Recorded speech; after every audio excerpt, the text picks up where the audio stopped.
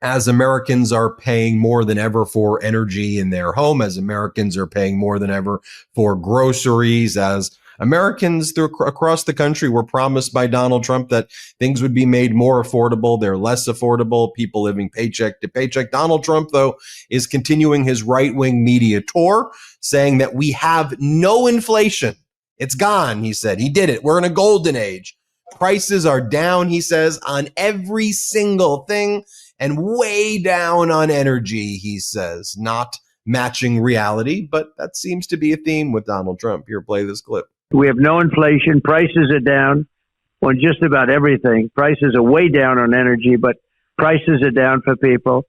And then he doesn't miss a beat to attack drivers in the economy and things that actually help. Like, he attacks wind energy, he attacks solar energy, he attacks the jobs that are being created by wind and solar, not to mention the fact that it reduces the energy prices, especially now as we have AI and all of the crypto mining and all that is using a ton of energy, and we need these energy sources now. But he doesn't miss a beat. Like, he'll turn any topic that he's speaking about as a way to attack wind. And just so you all remember, one of the reasons he hates wind, like the reason, is that when he was building his golf course in Aberdeen, Scotland, they had wind energy, and he hated the way it looked. And so he's brought that into everything here in the United States, as the rest of the world's like, all right, well, if the US is going to fall back and not be a leader in wind and solar, China's going to be, and other countries are going to be. Here's what he says when he was talking outside of the White House recently. Let's play it. Back into the grid. So all of these big factories that are being built are building their own electric plants fired by oil and gas. They're not fired by wind, by the way, because wind doesn't work, but we won't say that. It destroys everything. It looks terrible. It's a very expensive form of energy. And we're not doing wind. We're going back to fossil fuel. I hope not too many of you people are going to be upset, but we have to go back to what works. We can't be foolish.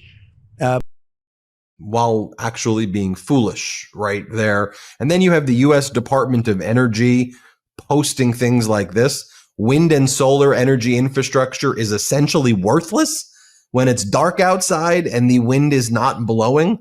There had to be a community note that batteries, something called batteries, Donald, allow electricity to be stored and used at different times than when it is generated. And again, this is causing tons of jobs to be lost. As CNN recently reported, canceled wind project puts thousands of jobs at risk across the country. I want to bring in a very pragmatic, common sense Governor Ned Lamont of Connecticut. And Governor, I mean, you're an actual deal maker, unlike Trump. I mean, you're someone who tries to, not approach these things through partisan goggles, but just, this is helpful. This creates jobs. This doesn't create jobs. How do you respond when you have the Department of Energy not knowing the way batteries work?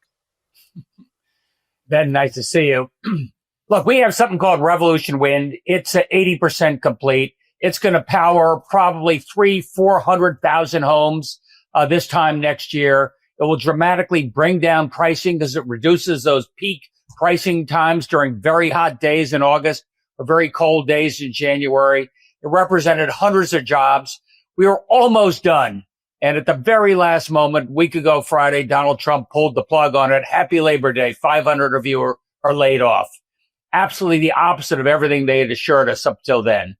So what do you do in the face of that? That's arbitrary, capricious, and frankly, malicious.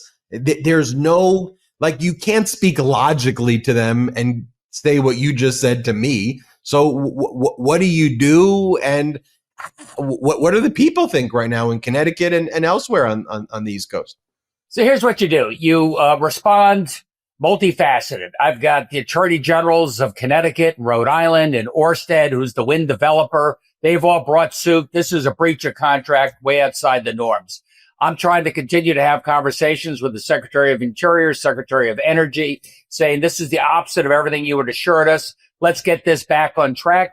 Maybe you don't want to do any wind going forward, but you don't pull the plug in mid-contract. I've got business leaders, including folks in the nuclear industry and the pipeline industry, saying, I'm not sure the federal government's a good counterparty. I don't know if I can trust them to make an agreement going forward, because you can't have a contract and break it. A deal is a deal. I know Trump wrote The Art of the Deal. He also should have had a chapter called A Deal is a Deal. And you have this in kind of all sectors, right? I mean, this is energy. We could spend a lot more time talking about how Donald Trump's personal views about wind, and he doesn't like wind, and he always goes, wind, wow, wow, wow, wow, wow. That's not like a logical conversation, but they bring that into other areas. I mean, the healthcare, they bring it into with all of the anti-vax conspiracies. I'm not sure if you caught RFK Jr.'s speaking before the Senate. It was one of the most horrifying things I've seen. I would say the more horrifying thing is that they fired all the people at the CDC and on the vaccine advisory panels, and they're getting rid of all of the experts, and they're replacing it with quacks who are like, the vaccine for polio and measles and mumps, that's like slavery. I'm like, what? What are you talking about? Look, we just got our way through COVID better than almost any other state because we had so many of our people were vaccinated against the COVID. And now this misinformation coming out of CDC, coming out of Health and Human Services, right at the time where kids are going back to school, making sure they have the proper vaccination so they can keep themselves safe, their neighbors safe, the teachers safe. This misinformation and this confusion is hell. So I get together with New York and Rhode Island and Massachusetts. Our public health departments get together. We'll speak with one voice. We'll say these vaccinations are safe and effective. And it's really important to keep your kid in school safely, make sure they get the necessary vaccinations. When you and I last spoke, it was right around the time Trump announced the tariffs against the world. It was right around what he called Liberation Day, and I was calling it like Liquidation Day. And so now we are several months later. We're into September from when it was first announced in April. He delayed certain tariffs, pulled them back, pulled them forward, pulled them back. Truthfully, there's so much confusion right now that I think a lot of people are still unclear what all of the terms are or what deals exist or don't exist. I mean, there's no actual agreement with signatures with any country at all, which is typically what a deal is, especially of something of any bit of magnitude. You have a signed deal. They don't do those things. But how is it impacting Connecticut? What are you seeing? What are you hearing from the business community? First of all, this confusion just stops the economy. And nobody's going to build a factory based upon a tariff proposition that could change again tomorrow.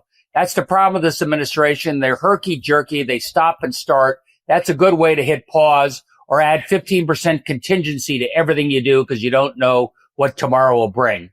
Look, tariffs are slowly bringing up prices. We have a great company here in Connecticut called Stanley Black & Decker. They make tools. They've eaten about $800 million in tariff costs over the first half of this year. They can't do it the second half of the year. You're going to see things reflected in pricing. I think you'll see that across the economy. It's very inflationary. It's just beginning to creep in now.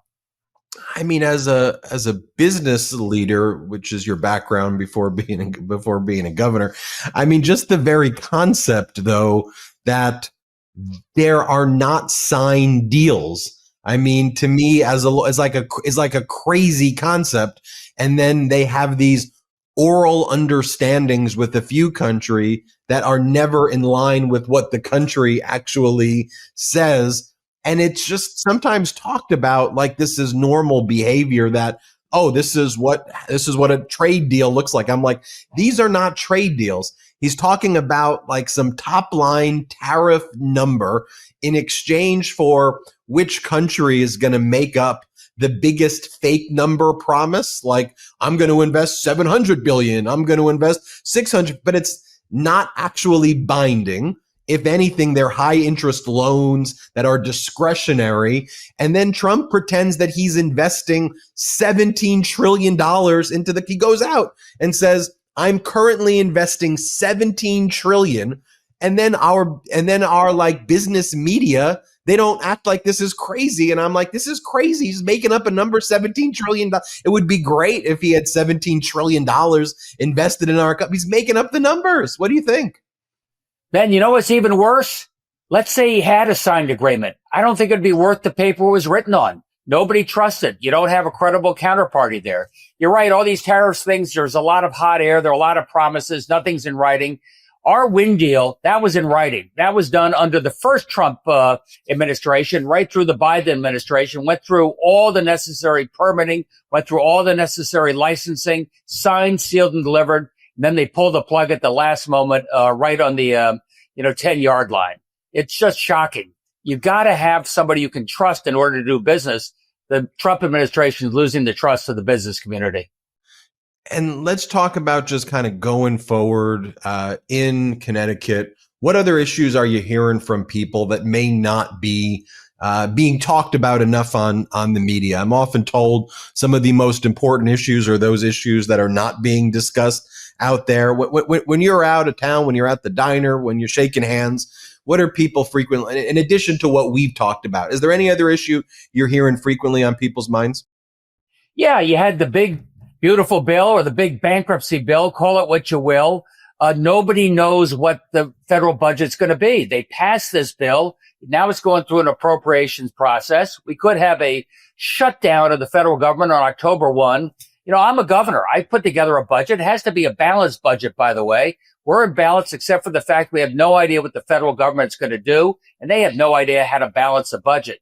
So I hear that a lot. What's it going to mean in terms of my Medicaid? What's that going to mean in terms of my, food support that I maybe need? What's that going to mean in terms of housing?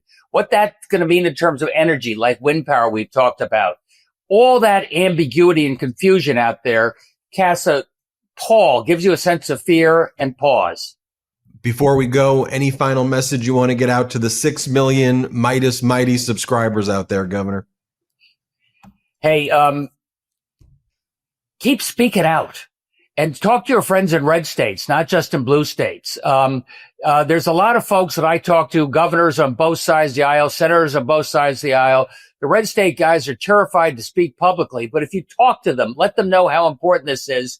Maybe don't get into Trump every day, but say Medicaid is going to squash your rural hospitals in Arkansas even more than happens in Connecticut. Maybe we can start moving the ball just a little bit. It's scary out there right now.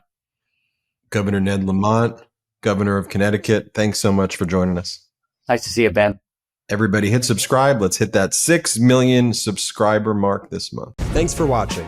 Be sure to add the MeidasTouch podcast on Apple Podcasts, Spotify, or wherever you get your podcasts for new updates every single day.